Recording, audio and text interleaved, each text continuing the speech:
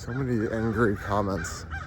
I have left most of them up, but I do want to acknowledge I deleted a couple that weren't even remotely, you can't even remotely argue or attempting to engage in anything beyond pure, just, one-liner insults. You're gay, which I wish I do.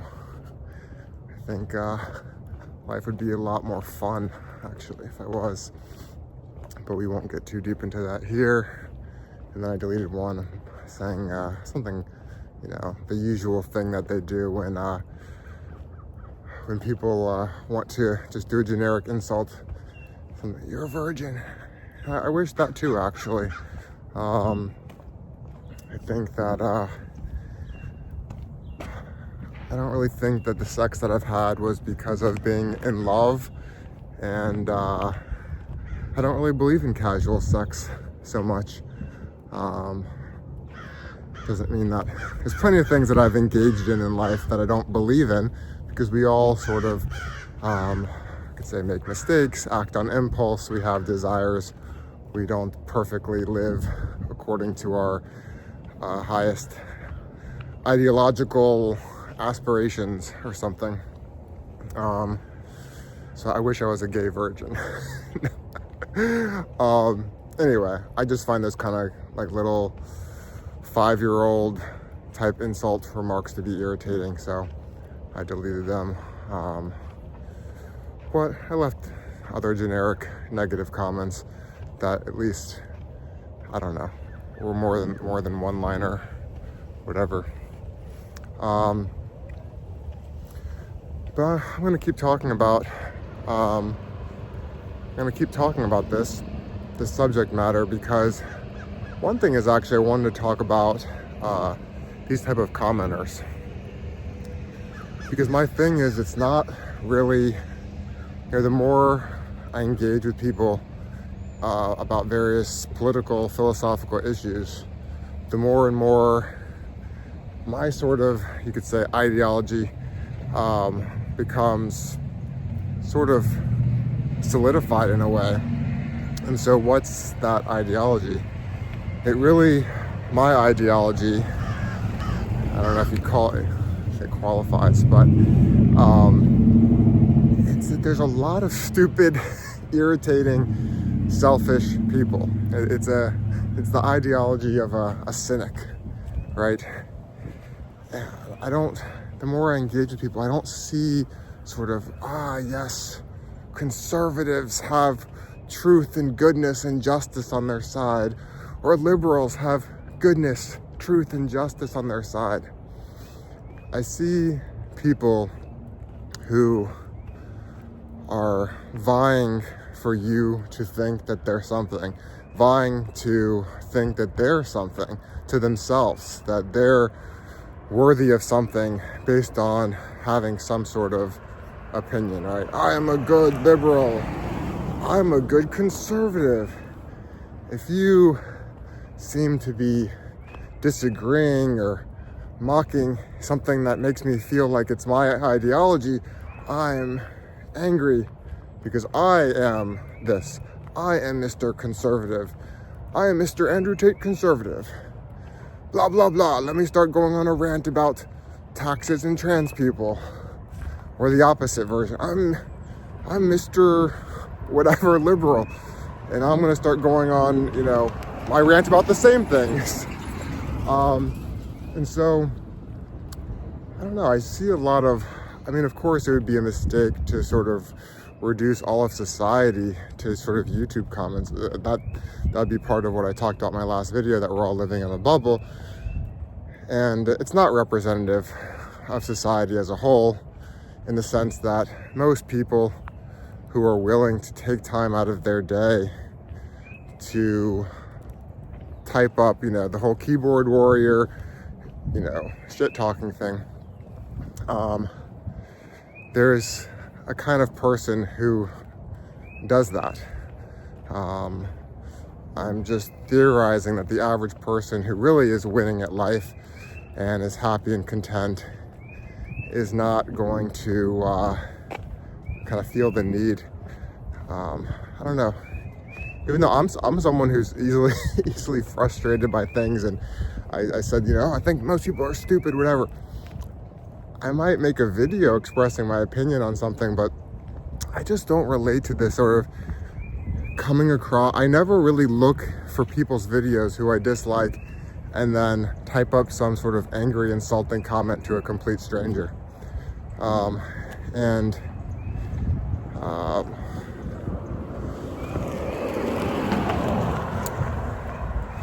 Now you could say this is sort of hypocritical. Oh, you make videos where you're critical of people.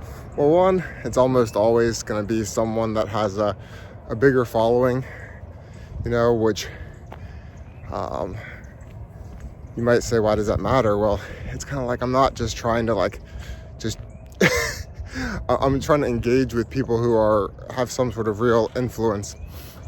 And if anything, when I do that, right, the fanboys or whatever come out and swarm of whoever.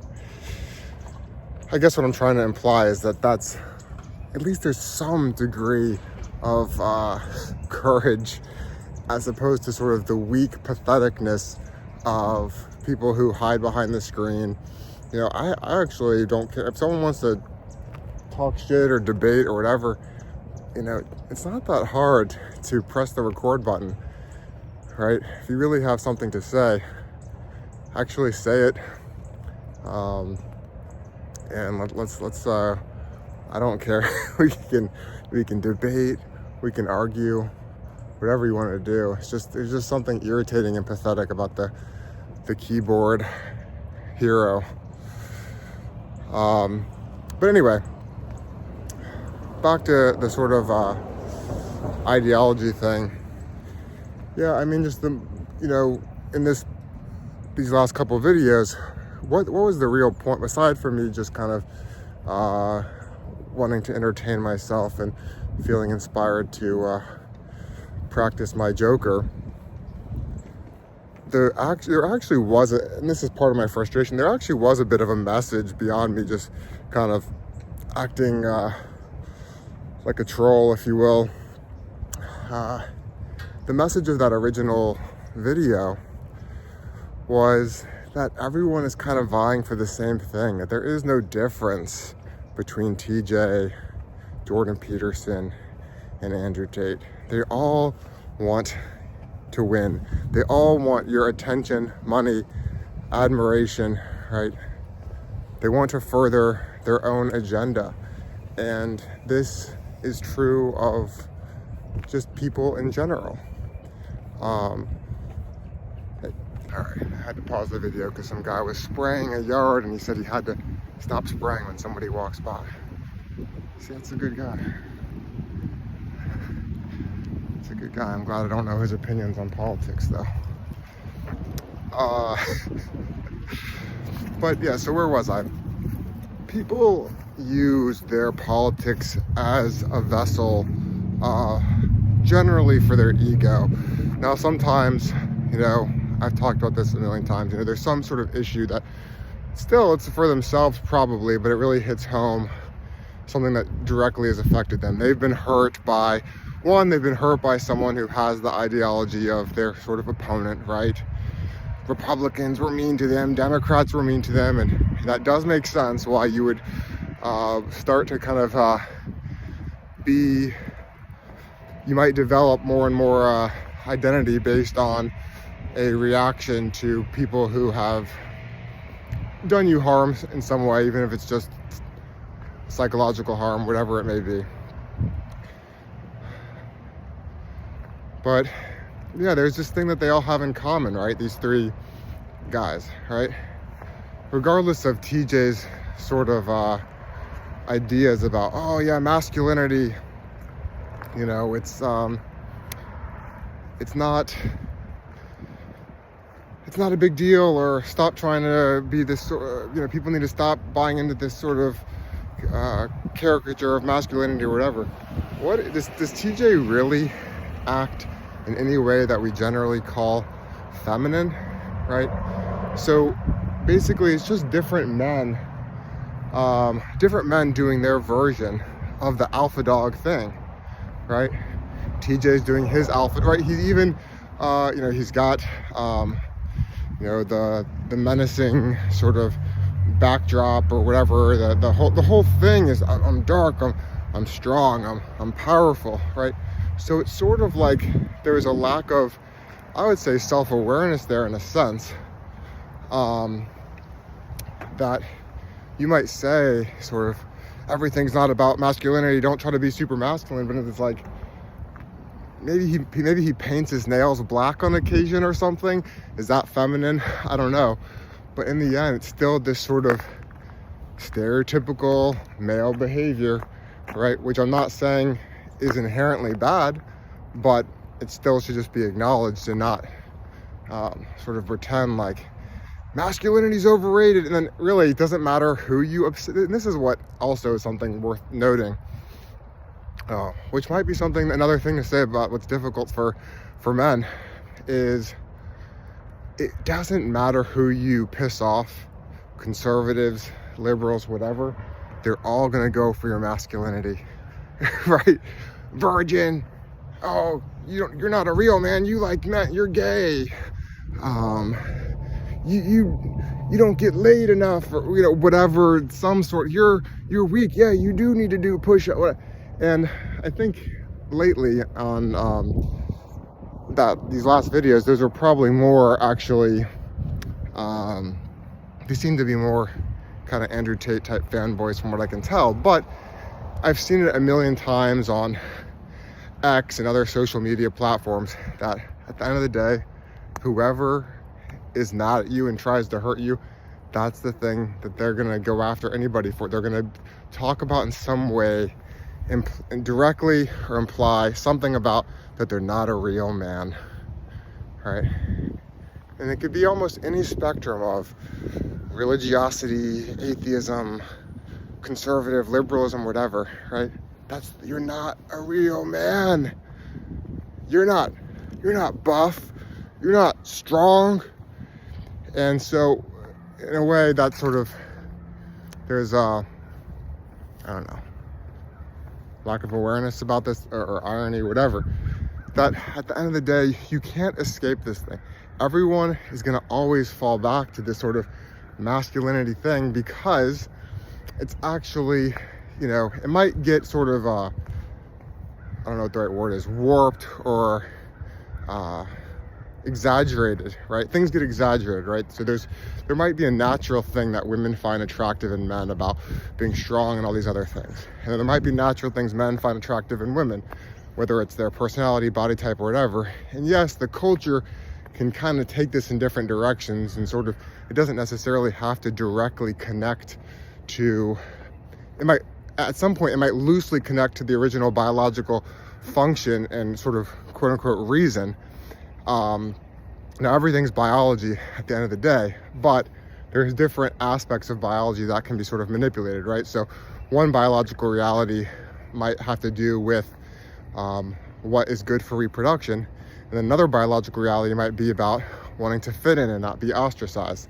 So while maybe, let's say, like, it makes sense that the ideal woman's body type would be something that's, not super thin, not super overweight, something that's really a body type that's the healthiest for reproduction, which I'm not an expert, but if I were to guess, it'd be kind of something in the middle-ish, right? It wouldn't be super thin, because that would look like they're not healthy, they're not, and that wouldn't be healthy. Overweight, not healthy, but sort of that medium middle ground, right? Now, so where I'm going with this, though, is that, of course, a society that has to do with another biological reality is people follow the herd. They want to fit in. They will say stupid things, even sometimes if they know it's stupid, if everyone else is saying them. So you can have that sort of warped reality with things even like body type, right?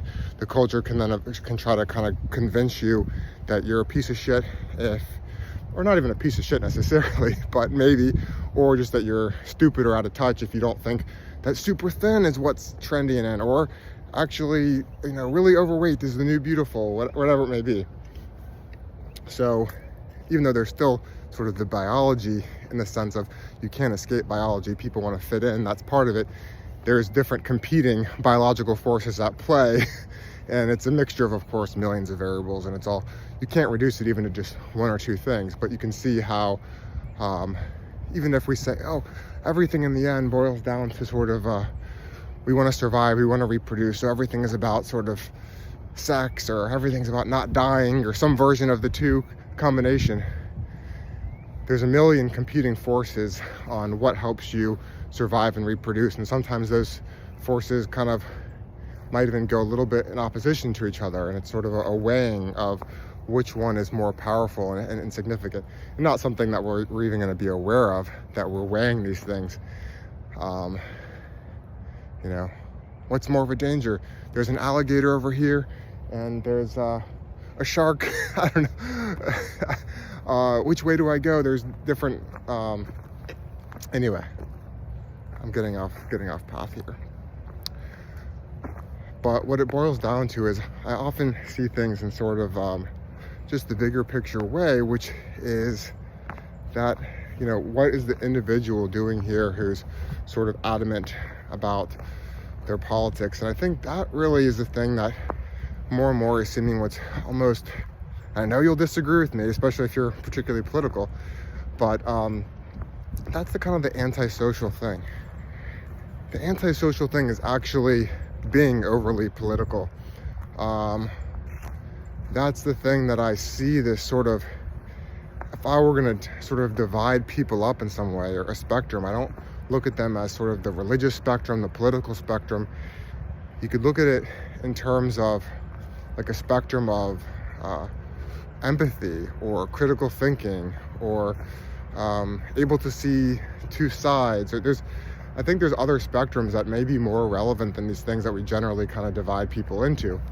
And I think the people that are more and more overtly political, they're really fighting for, oftentimes it becomes more pronounced and obvious the way that it's about their own ego, maintaining a following, maintaining a consistent identity, maintaining sort of a shallow version of what it means to be a good person, that it's sort of about having the right thoughts, the right ability to virtue signal conservative or liberal ideology that they can then pat themselves on the back on, that makes, unless you go out of your way to say how it's helping people in the most obvious ways, it doesn't help anybody having the sort of the right opinion. That there's a lack of virtue there. There's very little virtue in having the right opinion. Taxation is theft. The biggest problem with society is that the rich aren't taxed enough. There might be interesting arguments on either side of that, but it's not virtuous. You're not a good person because you think taxation is theft. You're not a good person because you think rich people aren't taxed enough. That doesn't make you a hero. That doesn't make you anything. So it doesn't mean that you're not entitled to have these opinions, or that having an opinion makes you a bad person. It's just so many people now have tied this up into that that's what makes them a good person. That's what makes them virtuous or better.